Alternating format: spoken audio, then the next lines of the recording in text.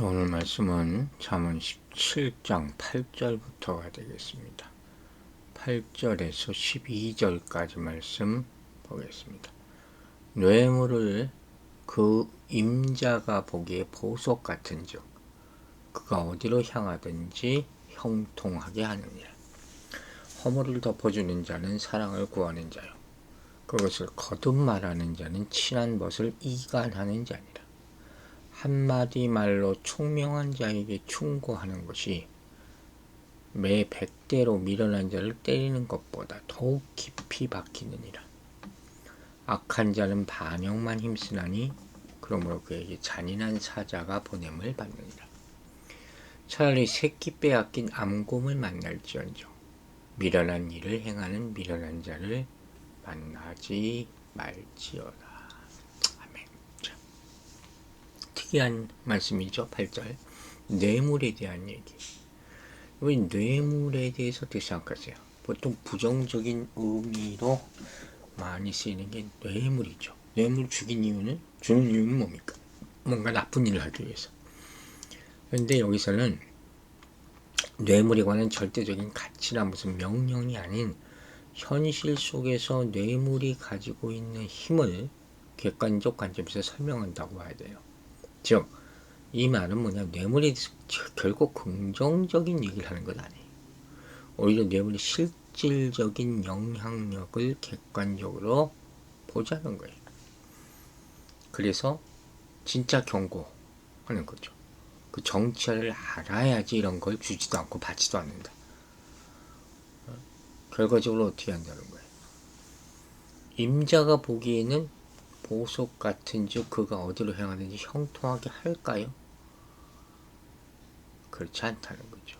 뇌물은 사람의 마음을 움직여. 그래서 공의를 결국은 굽게 하는 것이, 그리고 잘못된 판결을 하게 하는 그런 것이 뇌물이라는 것을 일깨워주는 것이죠.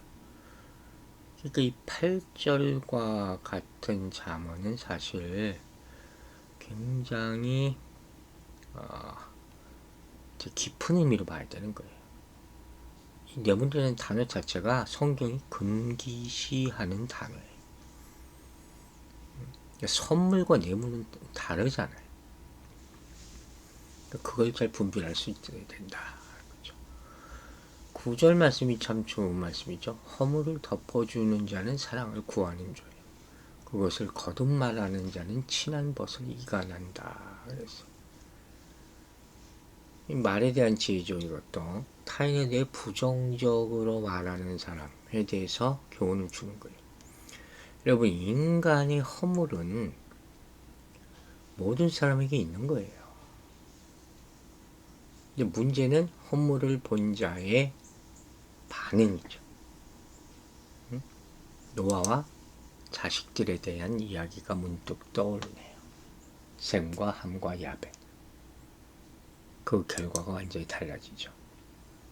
어떤 사람은 누군가의 허물을 보면 계속 그걸 들춰내. 계속 말하고 전파해. 어떤 사람은 사정이 있겠지 하고 덮어주고자 하는 거. 결국엔 상반된 행동이 사랑과 분열이라는 상반된 결과를 초래하게 된다. 여러분 어느 쪽이에요? 여러분 다시 말합니다. 모두 허물이 있어요. 나는 허물이 없다 생각하지 마세요. 어떤 사람은 그걸 자꾸 드러내고 자기가 무언가를 하려는 이유를 만들어. 그게 나쁜 거예요. 10절 보세요. 한마디 말로 총명한 자에게 충고하는 것이 100배로 미련한 자를 때리는 것보다 더욱 깊이 박히느니라. 두 부류의 사람이 나오죠. 교육이 어떻게 되느냐를 얘기하고 있어요.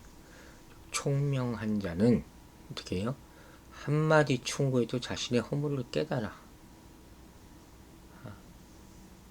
미련한 자는 100대의 매에도 자신의 잘못을 발견하지 못한다. 설교를 아무리 들으면 뭐합니까? 인생이 적용이 안 되는 의미가 없는 것이죠. 그런 모습들을 제가 요새 봐요. 교회를 그렇게 열심히 나와. 왜 나옵니까? 깨닫는 것이 없고 기가 막힌 행동들을 하는데 안타까운 것이죠. 미련한 사람은 아무리 말씀을 들어도 아무런 효과가 없다. 그 결과가 보여주는 거예요. 11절 보세요. 악한 자는 반역만 힘쓰나니 그러므로 그에게 잔인한 사자가 보냄을 받느니라. 패역한 자의 운명이 뭐라고요? 잔인한 사자라는 거예요. 그 운명이 재앙과 잔인한 파괴가 될 것이다. 차라리 새끼 빼앗긴 암곰을 만날지언정 미련한 일을 행하는 미련한 자를 만나지 말지니라. 미련한 자와 함께하는 것이 새끼곰을 빼앗긴 어미곰을 만난 것보다 더 위험한 것으로 설명되어 있죠. 누구를 만나느냐는 참 중요하구나. 제가 요새 많이 생각하고 있습니다. 그러나 사람을 가려 만날 수는 없는 것 아닙니까? 그게 참 가슴 아픈 일이죠. 미련한 자는 파괴적이고 폭력적이에요.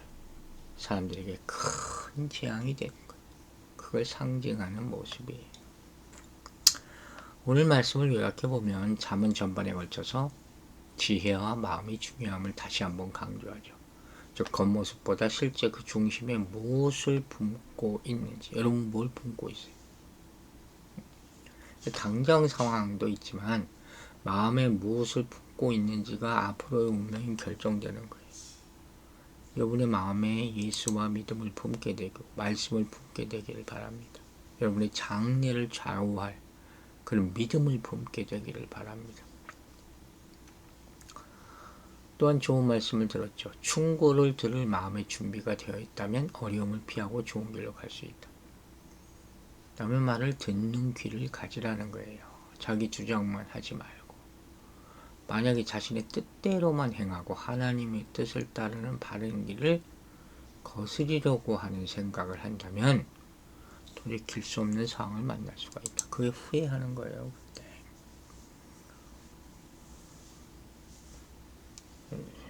그래서 오늘 본문에 처음에 뇌물이라는 단어가 예로 들잖아요. 그걸 알아야 되는 거예요. 세상에서 뇌물이 큰 힘을 발휘하는 까닭이 뭐라 그랬어요? 인간의 마음을 움직일 수 있는 것이기 때문에.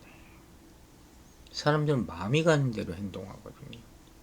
그러나 이것은 반드시 대가가 따른다는 것을 알아야 돼요. 이 지혜로운 자는 다른 이에 대해서 허물을 덮어줄 줄 알아야 된다고 했죠. 그리고 충고에 대해서는 깊이 새기고 나에 대해서는 좀 각박할 수 있어야 돼요. 다른 사람한테는 여유롭고 너무 거꾸로 살면 안 된다고 그랬잖아요. 나에 대해서는 굉장히 호의적이에요. 다 많은 것을 허약하고 용서하고 다른 사람이 뭘 좀 잘못하면 죽을 듯이 달려들어. 그러면 안 된다는 거예요. 그래서 미련한 사람은 주변에게 항상 안 좋은 얘기만 전해. 그걸 아주 그냥 막 신이 났어. 어려움을 당해도 자신의 행실을 고칠 줄 모른다.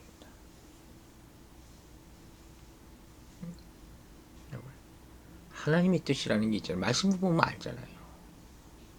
그러는데 자신도 고집해. 이게 죄인의 특징이에요. 하나님의 응답이 없어. 하지 말라 그래. 근데 자신이 하고 싶은 것을 꼭 해야 된다 그래.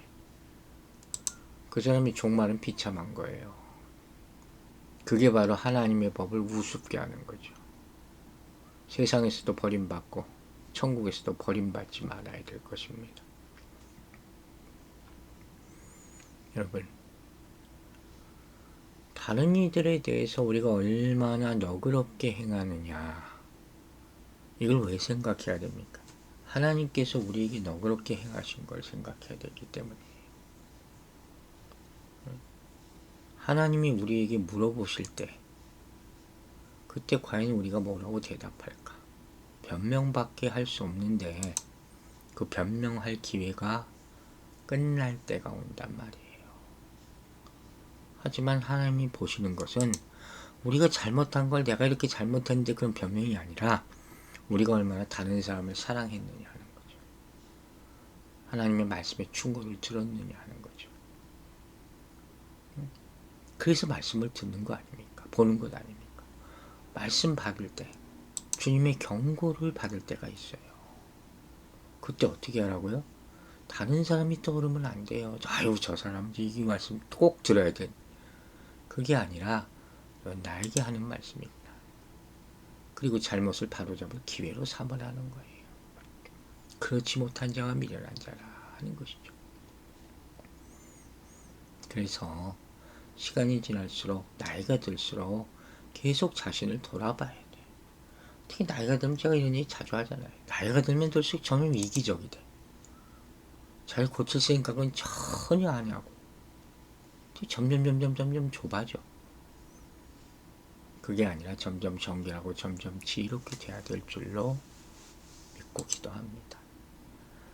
여러분, 악한 마음이 우리 안에 있어요. 이거 빨리 돌이키지 않으면 가면 갈수록 더 미련해진다고 하는 것이죠. 하나님의 바른 길이 있어요. 그래서 점점 멀어지지 않게 되기를 바랍니다. 하나님의 바른 말씀, 바른 길에서 멀어지면 이웃과도 점점 원한을 쌓게 되는 것이죠. 그래서 잔인한 사자를 만나는 본문의 결과가 나타나는 것이죠.